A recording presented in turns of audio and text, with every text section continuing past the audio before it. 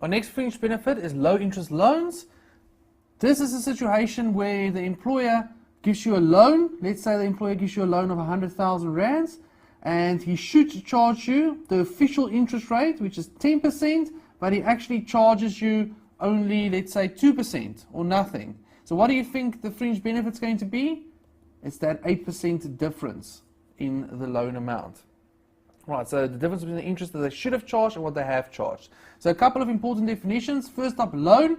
Loan is any form of credit or any loan which you've applied directly towards replacing another loan. So I had a loan with the bank, but then the employer gives me a new loan. That's right, it pays the bank and gives me a loan instead. Okay. Then you need to know what the official interest rate means. The official interest rate is the,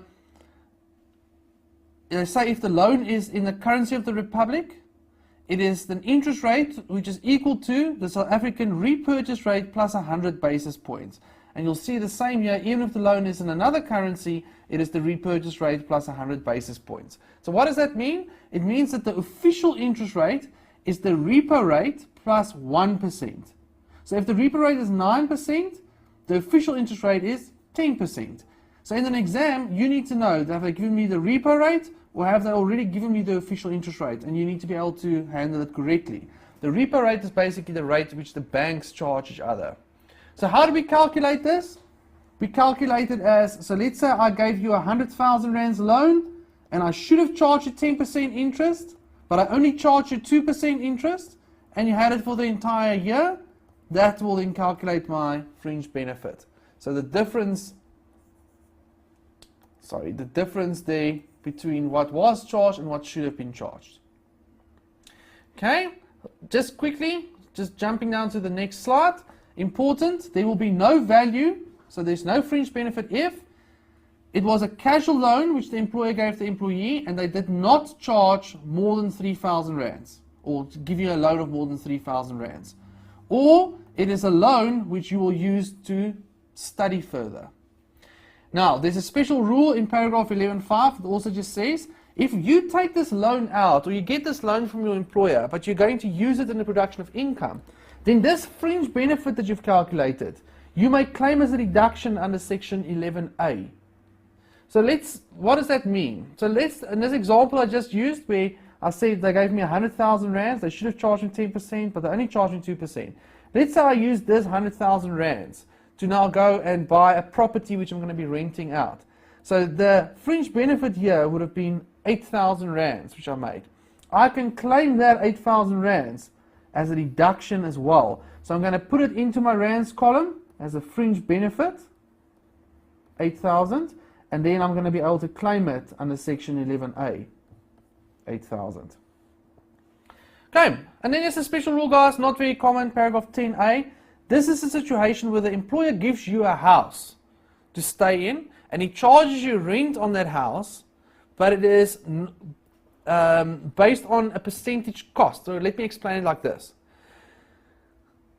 What the employer started doing is they wanted to hide the fact that they're giving an employee a loan to buy a property. So let's say, see it like this. Let's say you want to buy a house for 500,000 rands. So what I do is I own a house, I'm the employer, and I give you that house to stay in. But then I say to you, you must buy that house from me in 10 years' time from now, or you have the option to, it doesn't matter, but as long as you either must or you have the option to buy it. And what I do is I charge you, let's say, 5% of the total cost as your rent for the year. Now, what they've said is, so what have I got here? I've got a property I'm staying in, and I'm paying rent for it, and one day I'm going to buy this property. Now, what the Act views this as is they actually view it in a different way. They say, no, what actually happened here is that the employer gave you a 500,000 rands loan, and he only charged you 5% interest. So the difference between that 5% and the official interest rate will be a fringe benefit.